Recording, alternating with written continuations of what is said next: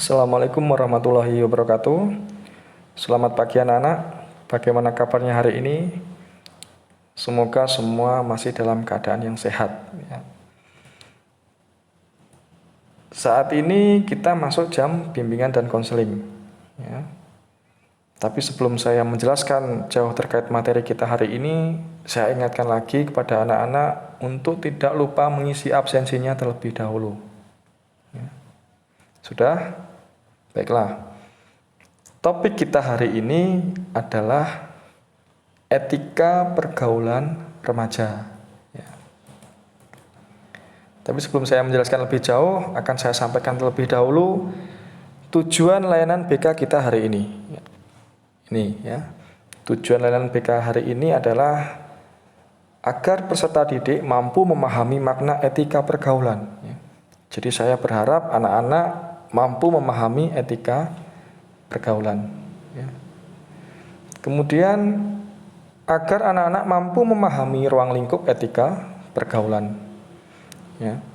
Kemudian yang ketiga, agar anak-anak mengetahui contoh penerapan etika pergaulan ya. Baiklah, kita mulai. Kita bahas terlebih dahulu apa itu etika. Etika adalah ilmu yang berkaitan dengan nilai-nilai tentang baik dan buruknya tindakan ya. Berarti hubungannya dengan perilaku, tingkah laku yang dinilai baik atau buruk gitu ya. Selanjutnya pergaulan. Apa itu pergaulan ya? Pergaulan adalah jalinan hubungan sosial antara seseorang dengan orang lain sehingga terjadi saling mempengaruhi satu sama lain ya. Jadi di sini ada interaksi sosial ya kan, saling mempengaruhi satu sama lain, itu dinamakan pergaulan. Nah, kalau etika pergaulan itu apa? Ini ya, etika pergaulan adalah sopan santun atau tata krama dalam pergaulan yang sesuai dengan situasi dan keadaan serta tidak melanggar norma-norma yang berlaku di masyarakat ya. Baik itu norma hukum ya, norma agama, norma kesopanan gitu. Secara sederhananya dapat diartikan sebagai perilaku yang tidak melanggar norma-norma di masyarakat ketika kita bergaul. Tuh. Ya. Yang dimaksud dengan etika pergaulan. Selanjutnya, ruang lingkup etika pergaulan. Di sini ada 3. Yang pertama lingkungan keluarga, lingkungan sekolah, dan juga lingkungan masyarakat. Ya. Lingkungan keluarga itu berarti siapa? Ya ada bapak, ibu, ada saudara, adik, kakak, itu lingkungan keluarga. Kemudian lingkungan sekolah ada siapa? Ya seluruh warga sekolah, bapak, ibu, guru, staf, ya, teman-teman, dan juga fasilitas sekolah. Terus masyarakat itu siapa? Masyarakat itu adalah orang-orang yang berinteraksi dalam suatu wilayah tertentu dan memiliki budaya bersama. Itu dinamakan masyarakat ya. Baiklah, kita bahas satu-satu mulai dari lingkungan keluarga ya. Ini contoh-contoh penerapan etika pergaulan di lingkungan keluarga ya.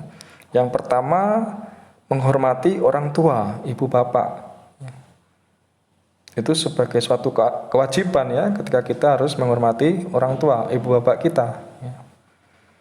Kemudian yang kedua, patuh terhadap perintah orang tua, ibu bapak ya. Misalkan ketika bapak atau ibunya meminta tolong ya kita mau menolong ya, tidak membantah. Kemudian yang ketiga, berkata baik dan sopan kepada anggota keluarga. Ya kalau kita bicara dengan bapak ibu kita khususnya ya kita harus berbicara yang baik ya, yang sopan. Begitu pula ketika kita berbicara dengan saudara kita, adik atau kakak kita juga harus bisa menggunakan bahasa yang baik. Ya. Tuh. Kemudian selanjutnya saling menyayangi antar anggota keluarga. Ini penting ya. Jadi setiap anggota keluarga ya harus punya rasa saling menyayangi dengan keluarganya, ya. Saling mendukung, gitu. Kemudian yang terakhir adalah menjaga nama baik keluarga. Saya kira setiap anggota keluarga mempunyai kewajiban untuk menjaga nama baik keluarga. Dengan cara yang seperti apa? Ya dengan cara ketika bergaul kita menggunakan etika, ya. Seperti itu. Selanjutnya lingkungan sekolah. Ya, contoh-contoh penerapan etika pergaulan di lingkungan sekolah. Tadi saya sampaikan bahwa lingkungan sekolah berarti ya seluruh warga sekolah, ada bapak ibu guru, ada staf, ada teman-teman, dan juga ada fasilitas sekolah. Ya.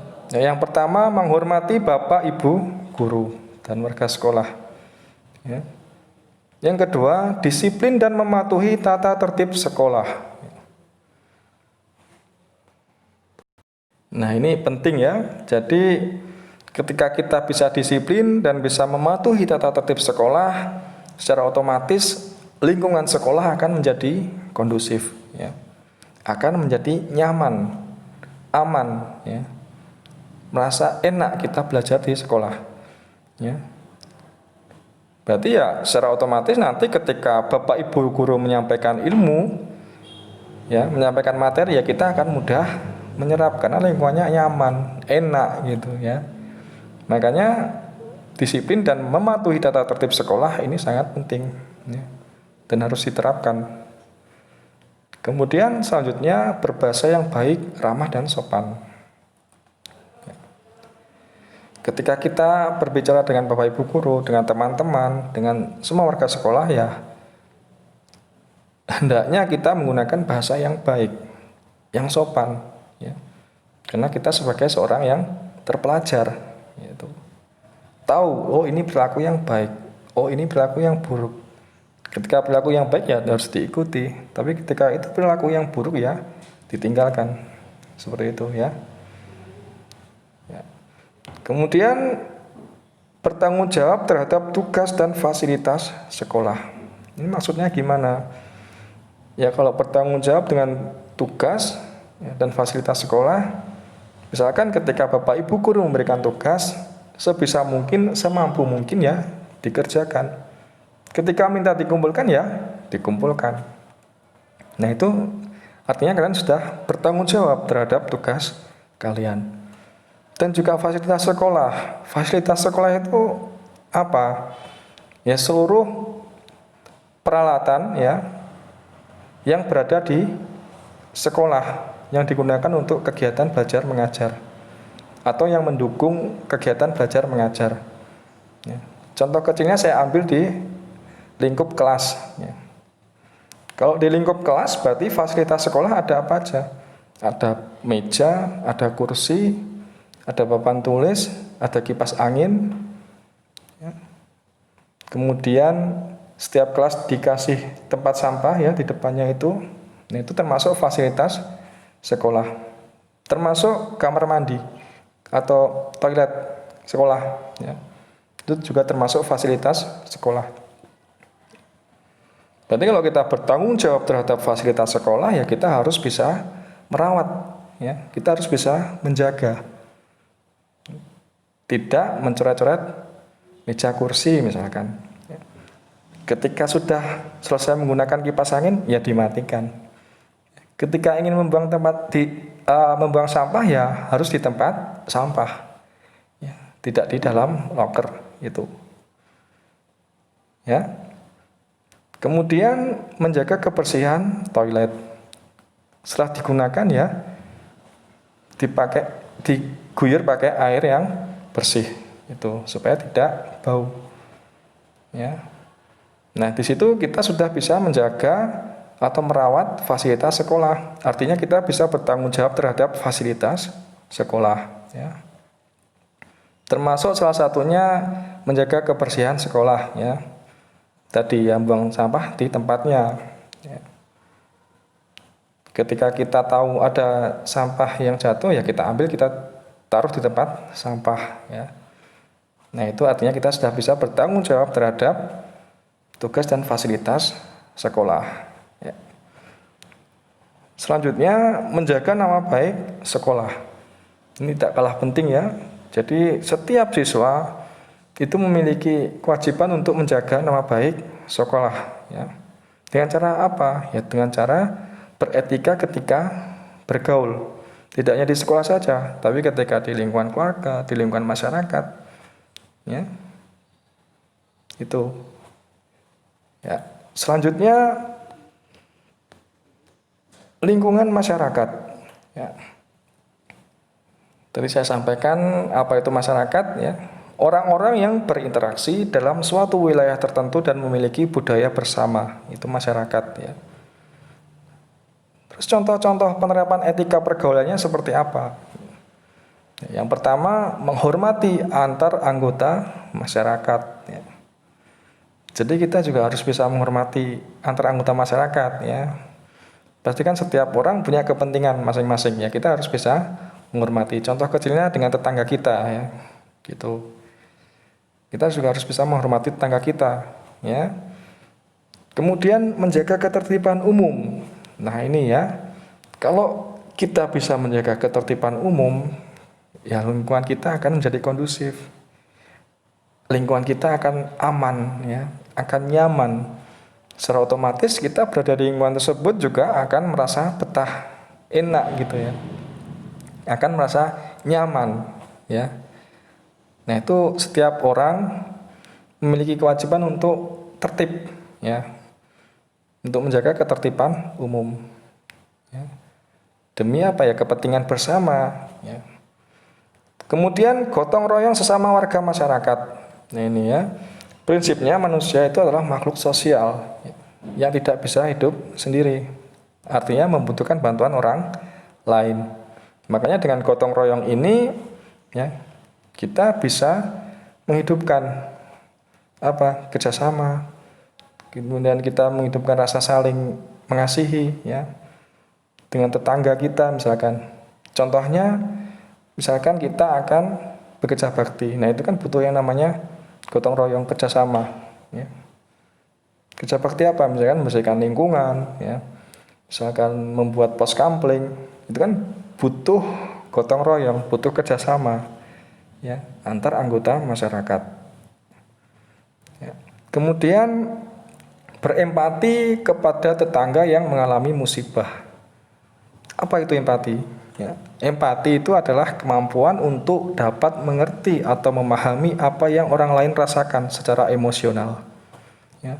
Secara singkat ya, empati itu membantu kalian ya membayangkan diri kalian berada di posisi orang lain ya. Kalau di sini kasusnya berarti ya ketika tetangga mengalami musibah, ya seolah-olah kita merasa kesedihan yang sama seperti tetangga kita rasakan. Seperti itu ya. Itu empati. Jadi setiap orang tuh ya hendaknya memiliki empati. Gitu ya. Kemudian yang terakhir, menjaga keselarasan alam. Maksudnya gimana ya? Jadi memposisikan alam tidak hanya sebatas objek, tetapi sebuah subjek. Ya, sehingga keseimbangan ekosistem tetap terjaga. Contoh kasusnya seperti apa? Kita tidak menebang hutan secara liar, gitu. Ya. Nanti kalau misalkan hutannya gundul, ya kan? Ketika musim penghujan tidak ada daerah resapan air yang baik, ya akan terjadi banjir, tanah longsor seperti itu, ya. Kemudian apalagi? Perburuan liar itu juga tidak dibenarkan. Nanti akan merusak ekosistem ya.